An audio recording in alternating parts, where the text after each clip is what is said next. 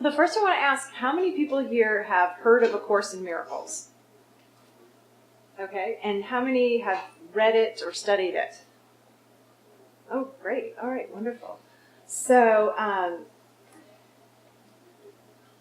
if you've read it or studied it, hopefully you're aware it is about forgiveness on a level that we're not accustomed to, kind of according to our own personality. So if you're not aware, that's fine. We're going to explain more about that. I'll start off by talking a little bit about the Course, which, if you're not familiar with it, it looks like this. Mine's very faded. This was given to me in 1999. I didn't really start working with it until 2005, but I'll explain why that is in a minute. But the Course was scribed by a professional psychologist from Columbia University in New York. Her name was Helen Schucman, and she heard a voice.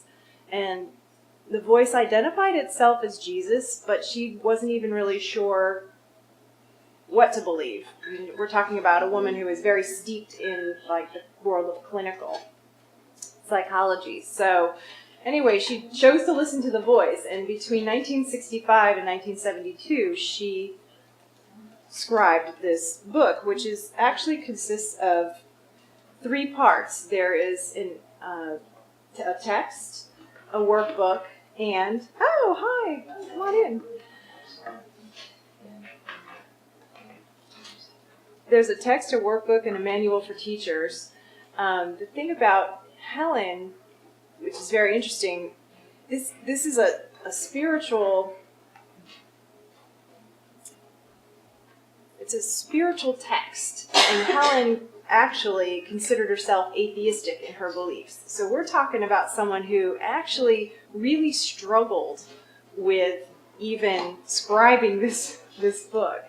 I wrote a quote here that she said, it's the voice, she felt that it seemed to be a special assignment that she had somehow, somewhere agreed to complete.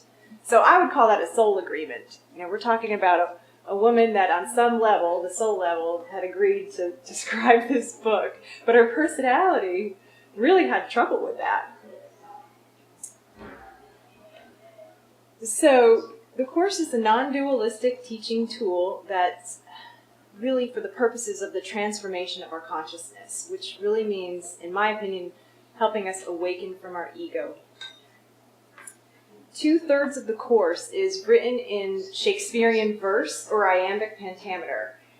And the reason for that is to help slow our minds down. We're supposed to read it slowly and digest it and not race through. So this leads me to the first mistake I made when I started reading A Course in Miracles. I started reading it like it was a novel. And part of the reason was the person that gave the book to me didn't really explain what it was about. And I was on a spiritual path. I'd been on a spiritual path for a long time, but I just assumed it was another kind of book in the spiritual repertoire that I was just going to read through, finish, and, kind of figure that it was another notch in my spiritual belt. So boy, was I surprised. What happened was it was very tedious for me to read. I didn't understand that it was written in iambic pentameter. And so I became very frustrated with it and very tired. In fact, I was exhausted. It was like I would try to read it, and it didn't make any sense, and I didn't understand it, and I had no context for it. So I decided I was just going to put it away for a while. At the time, I was living in Boston, and what I have found since then is, and a lot of Course in Miracles people will attest, is that it really is probably the best cure for insomnia you've ever tried. There are many nights, sleepless nights, where I picked up the Course, started reading, and I was like, okay. Again, I think that's part of it's a lot of ego resistance. and part of it was just I wasn't ready. I just wasn't ready at the time. Certainly not in 1999.